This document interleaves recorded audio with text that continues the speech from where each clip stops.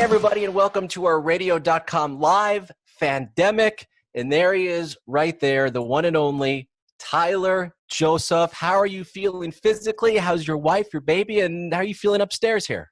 I'm doing well. Look at me. I'm dressed up. I got dressed up for you guys. So I'm This is, you may be the best dressed and the only person who has worn a tie since quarantining begun. So congratulations on another record for 21 Pilots. Thank you. That's what I'm here for. We are Stryker and Klein, and Tyler, I may need you to help me out here because in our long history of having some very fun chats, your partner has always been part of the session. And now that he is not here for this particular one, I'm feeling a little bit off. I'm feeling like, I don't know if I can do a good job. How are you feeling without your partner not here this second? I'm doing well. Yeah, it is a shame that just simple friendships kind of get put on hold. But we still chat. We keep up. He's doing great. We're doing all right. It's been interesting, but man, what a great time to create and write. And so I know probably a lot of artists and musicians and just are doing that right now, but it is truly an awesome moment to, I mean, there's a reason why I live out in Ohio. You know, the gloomy weather brings out some great songs. And so what better than a gloomy world event than to maybe create some great art. And I'm hoping people are using their time wisely to do that. I really think that even though this is, you know, a really trying time for everyone, some really awesome things will come out of it. I'm really hopeful for that. You know, we chatted with you most recently. It was December, and we all got together. We were allowed to be within 6 feet of each other. Yeah. And it was, I think, before your child was born. And the rumor that I started online immediately was that you were going to replace your partner with your child once they were born. Rosie. Now that you are doing an interview, a sans partner, is there any truth to the rumor that I have started on the internet that you have created the newest 21 Pilot? She has her own little tiny drum kit. Yep. She's starting to take some lessons, and I got to tell you, you know, when I'm playing the piano and she's playing the drums, for a second I'm not looking over. It just feels like it's Josh over there, and so you better look out. They've got the same energy. I have many questions.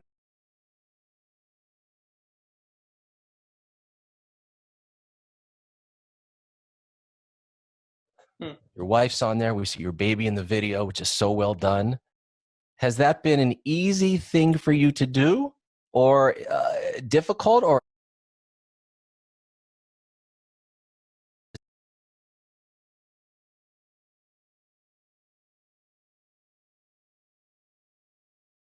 Treatment for the music video at the same time, which that happens a lot actually. And so for some reason, when I was seeing it in my head,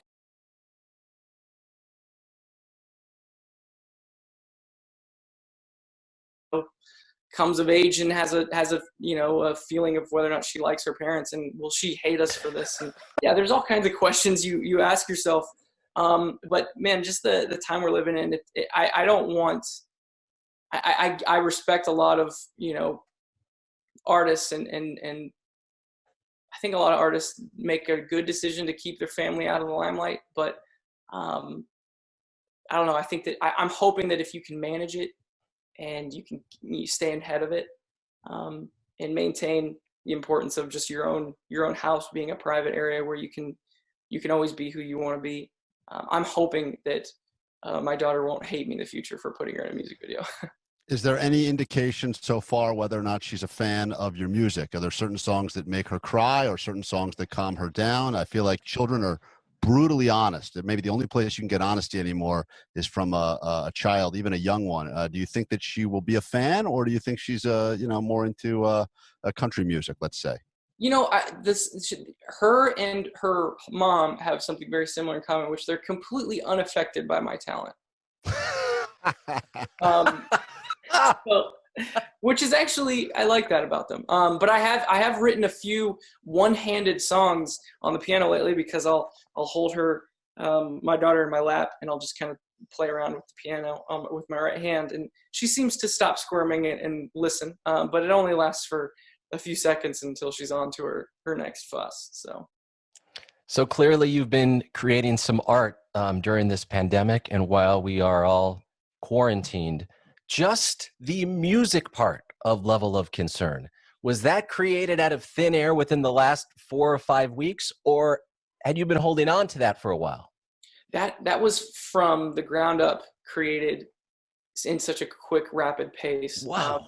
I wanted to just kind of keep up with the idea and just follow it. And it started with my mom made a passing comment like, "Man, I really could use an upbeat song right now to distract me from all this." And I kind of took that as a challenge. And lyrically, I didn't want to be too on the nose with it, so I wanted to pair it with a true story where, when I first met my wife, I was ready to dive into a relationship. I was ready to go, and she was a little more hesitant and kind of uncertain about me and in general, which I get. And not to compare a pandemic with the uncertainties of a relationship, but in that moment when maybe feelings aren't being reciprocated into a relationship you really feel is important to you in your little world, there's a lot of uncertainties, and to kind of give the song another narrative that's not solely based off of this thing that we're going through as a world, was kind of my attempt at making the song still have some life after hopefully all this blows over. And the goal of this song was not to make you guys more famous. I don't even know if that's possible. You actually had a very selfless goal in mind, and that was to raise money for all of the people that really support you guys, have helped you grow from the band that was playing in front of 3 people in an empty gymnasium to stadiums now that are jam-packed. And these are the everyone that makes these concerts happen. Yeah, I mean, Josh and I have been traveling for almost 10 years now, and we've met a lot of great people, not just that tour with us and our crew, but every arena in every city. Man, those big buildings, they're right in the middle of these cities, and they're kind of the nucleus of energy to these cities. And they hire a ton of people. They have so much staff, and they're so nice too, all over the country. And I don't know, it was just a moment where we saw that charity go up, and I knew some guys from Live Nation that were doing it, and it just made sense to connect it. And yeah, not that we were looking for any more fame, but it just felt right. Crew Nation is the charity that will help out all these great men and women that help all the bands we love put the show on. And when you see a band playing an arena, I've been very lucky to get backstage because I'm working. In my normal life, no one would let me back there. But approximately, Tyler, for a 21 Pilot show, other than you and Josh, what's the crew number approximately? Well, when we're doing our own headline tour in arenas in the States, we will travel with upwards of 75 people. Wow. And that's not including the arena staff, which is hundreds. And so, it's so many that I don't even get to learn all their names, which is a shame. So I just kind of go, "Hey," and point at them. Yeah. But the way that this kind of like the behind the scenes of the music industry would work for these people is they land a gig and they're hoping that they get to land a next one coming up. There's no certainty to the gigs that they can land, and so they kind of have to hustle and network to get that next gig so that they can continue to fill up their calendar. And when something like this hits, man, it blows their whole plan up. I know guys personally that had just applied for a house and were just about to, just got pregnant and were about to have their first kid. And then this happens. It just, I guess as the hiring musicians, we could rip the rug out from under them and say, "Hey, we got no shows, we got no money, we're pulling out." But it just didn't seem right. It still doesn't seem right. And so I know that Josh and we're doing everything we can to keep our people on. Yeah, that's awesome. And then seeing this charity that's taking care of not just local crews, but touring crews as well. And it just felt right. And on the plus side, these guys used to light a car on fire every single night. So they were just burning through cars. Now they've stopped doing that. So the auto industry is already making a boom just from them not being on the road right now. It's great. We got 30 of these Cadillacs just sitting in the garage waiting to get blown up. All right, I got some musical questions for you, Tyler Joseph. Do you see a majority of 21 Pilots songs that you may make right now during the quarantine leaning towards a disco-y, funky, like Daft Punk-esque vibe? Of course, in the history of 21 Pilots, there's some of those songs, but do you see more of those? That's not necessarily the goal. I think that this song in particular, with all of its circumstances, it also had me learning how to play the guitar for the first time. And it just felt right to go to that Nile Rodgers, funky lick. And I don't know, I think maybe it's because I've been playing the bass, and the strumming patterns of some of the ukuleles that I've played in the past just lent itself to having a little more funk to it. It was really exciting for me to learn how to play guitar, play those chords, write a song, and it just started to feel disco-y. I didn't have the word disco in mind as I was writing it. It wasn't until I was talking to Josh that word even came up. So no, I don't think that we have that, in mind as we're creating more music at all. In fact, I wouldn't mind kind of offsetting that song with more of what we're used to. I don't know. It's hard to. I like to give the song its own life. And so whatever the song wants to do, I let it do. And I guess that's my own way of not taking blame if the song sucks, but also following whatever comes natural. Like I start playing these chords, and then all of a sudden that snare drum, it's super dry and it decays really fast. And wouldn't that feel great with this tempo? And then it just starts to build. And so a question like that, am I trying to write certain type of music? Man, it's not really where my head's at. And we've talked about that actually, right? Probably the first time we ever had a conversation. I remember that so vividly. Listen, we got about 3 or 4 minutes, and I've got 4 quick things I want to get to. This year marks radio's 100th anniversary. What has been the impact of radio for 21 Pilots? I mean, man,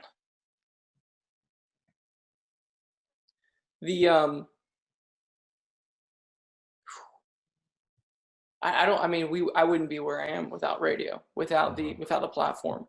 I think there's such a it's such a great litmus test of each city that these stations are planted in, even the nationally syndicated ones, where it's real time. If someone likes the song, these stations know that, and so it's a medium where even though it feels like it's run by big wigs, guys in suits, it's just not the case. Having kind of gone through that circuit, it's still very organic, and it reacts to the people who listen to that music. And for that to have that vessel to release music and have people hear it has been extremely important for us.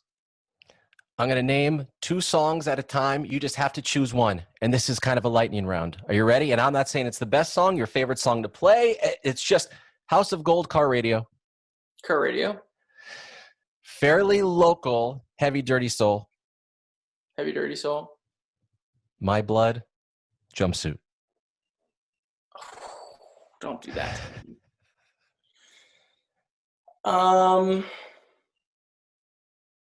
I'm going to have to go with My Blood for me. And the last one, Stryker or Klein? Keep in mind, I come with this adorable dog. Oh, Klein. Yeah, there we go. Well done. That is correct.